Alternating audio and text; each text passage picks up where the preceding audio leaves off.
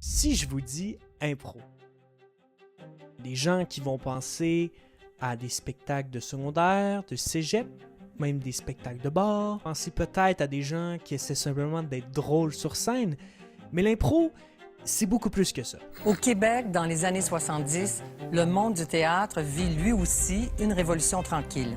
Le Théâtre expérimental de Montréal, une toute petite troupe, invente une nouvelle forme de théâtre qui marie l'improvisation et le hockey, notre sport national. C'est la grande trouvaille. La Ligue nationale d'improvisation est née et devient rapidement un tremplin pour nos meilleurs acteurs. C'est une discipline qui existe depuis 50 ans au Québec et qui a traversé plusieurs générations et qui est encore présente dans la belle province. Quand on pense grande discipline artistique, on pense pas nécessairement à l'impro. On va plus penser au théâtre, au cinéma, à l'humour, voire à la musique. Mais pourtant, la discipline est vaguement étendue partout à travers la province. Alors aujourd'hui, je veux comprendre, c'est quoi la vraie place de l'impro au Québec?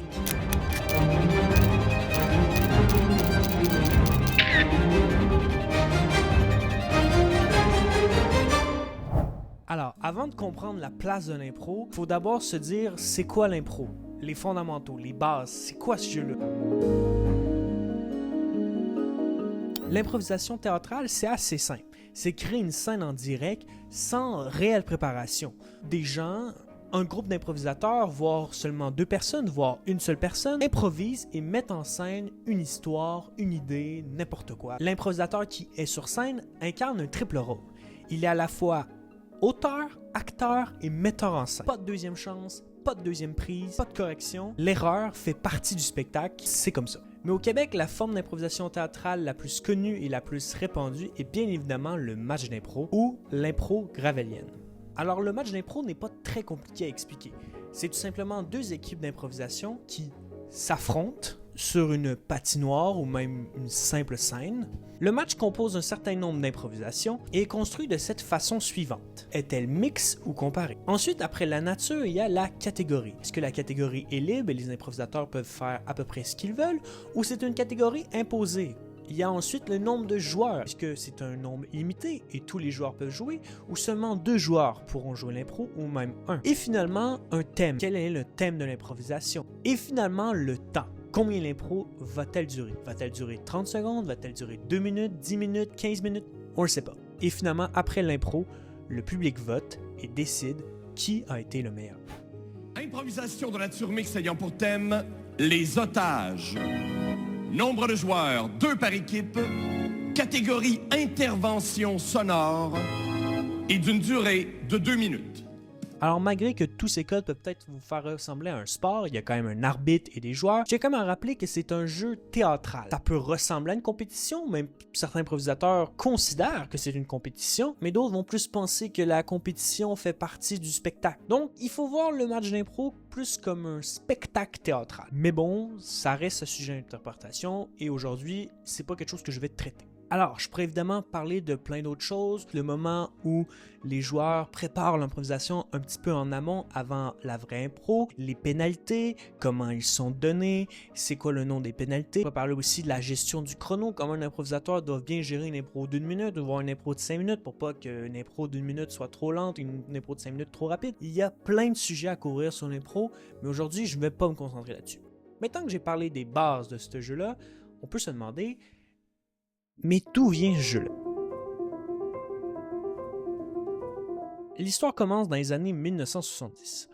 Robert Gravel et Yvon Leduc font du théâtre expérimental. À la recherche d'un nouveau concept, Robert Gravel et Yvon Leduc ont une idée étrange. Prendre 2 mondes complètement opposés, le théâtre et le hockey. Le premier match d'impro est joué en 1977 et est un succès. À la base, ça devait être juste un concept utilisé une fois.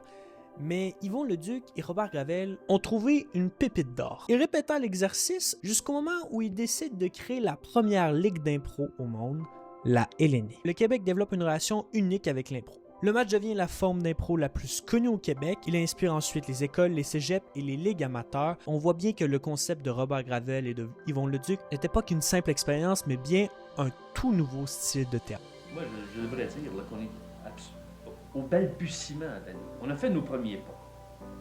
Cette première saison nous a permis de démontrer les règlements du jeu de vérifier nous-mêmes certaines choses que nous pensions, d'améliorer certains aspects du jeu. Maintenant, c'est ouvert. Je soupçonne qu'avant longtemps, il y aura de la compétition entre les villes. Il y aura une équipe locale, des équipes en province. La LNI a continué de s'imposer et a continué de faire des spectacles et des saisons, dites la saison de la Coupe Charade, et elle est encore active aujourd'hui. Avec l'explosion de plusieurs ligues d'impro partout à travers la province, l'impro n'est plus juste un jeu, mais bien un moyen aux artistes de s'exprimer, et même qu'on va découvrir des nouveaux talents, notamment des humoristes, grâce à l'improvisation. Mais là où l'impro a touché le plus gros, c'est probablement dans les écoles. Là où l'impro s'est développé dans les bars et dans certaines salles de spectacle dans le monde adulte, la popularité de l'impro vient surtout du monde scolaire. En effet, beaucoup de jeunes découvrent la scène grâce à l'impro. Contrairement au théâtre classique qui peut peut-être faire peur car on doit apprendre un texte, avoir des décors, avoir un metteur en scène, créer une pièce, l'impro c'est simple. Il nous faut une équipe, un coach et c'est parti. Et dans un système scolaire, l'impro, ça développe l'écoute, construire des idées avec les autres, la créativité, la confiance en soi, le leadership, etc. Mais aussi un point que l'impro scolaire n'a pas dans le monde adulte, c'est un système très bien rodé. On a des équipes secondaires, on a des ligues régionales, on a des tournois, on a des ligues de cégep, on a même des ligues universitaires. Une personne peut commencer à 13 ans d'improvisation et jouer toute sa vie. Le rapport de 2021 commandé par la LNI souligne que l'impro s'est répandu partout dans le réseau scolaire, du primaire jusqu'à l'université. L'impro, c'est aussi une culture qui est très cachée. On peut pas dire que c'est sectaire, mais il y a quand même beaucoup de codes et beaucoup de terminologie que les gens ne connaissent pas nécessairement. Évidemment, il y a des gens qui quittent l'improvisation et qui reviennent, mais souvent, c'est une boucle sans fin. L'improvisation au Québec, c'est vraiment une communauté qui est très soudée. On voit que c'est un milieu d'entraide, chaque ligue essaie de s'entraider, et même que chaque ligue essaie pas trop de se concurrencer. Et il y a des joueurs qui restent dans le système des années et qui se voient souvent. Malgré tout ça, on peut pas dire que l'impro c'est un milieu très lucratif. C'est pas aussi un milieu qui est très reconnu.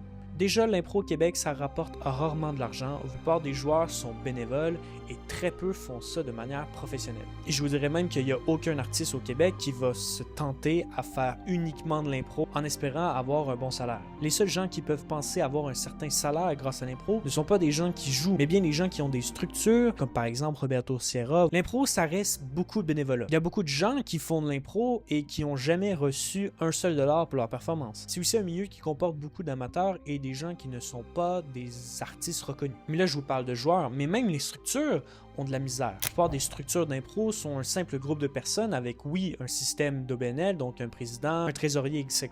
Mais le but, c'est pas d'être rentable. Le but, c'est de survivre chaque année pour faire le maximum de spectacles en espérant être autosuffisant. Il y a aussi beaucoup de ligues qui imposent aux joueurs de payer un montant en début de saison pour jouer dans leur ligue. Et les organisations d'impro qui imposent un prix, c'est souvent un prix qui est très bas.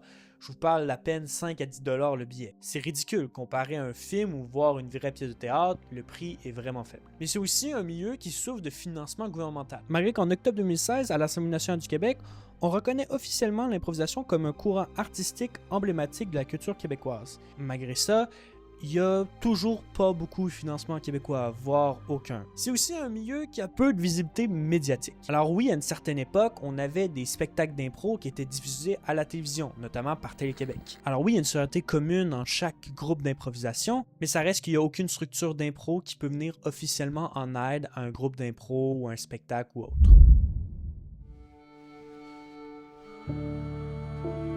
Alors, c'est quoi le futur de l'impro? Eh bien, l'impro au Québec, je vous dirais, est en train d'évoluer. Le match d'impro n'est plus la seule formule gagnante partout au Québec. Plusieurs organismes ont commencé à faire d'autres types de spectacles. Je pense notamment à la Lime à Montréal ou même au Punch Club. Alors peut-être que la force de l'impro, c'est pas le match d'impro, mais bien sa capacité à créer des communautés, à développer la jeunesse québécoise, à former des artistes, à transformer une simple idée en quelque chose qui n'existait pas avant.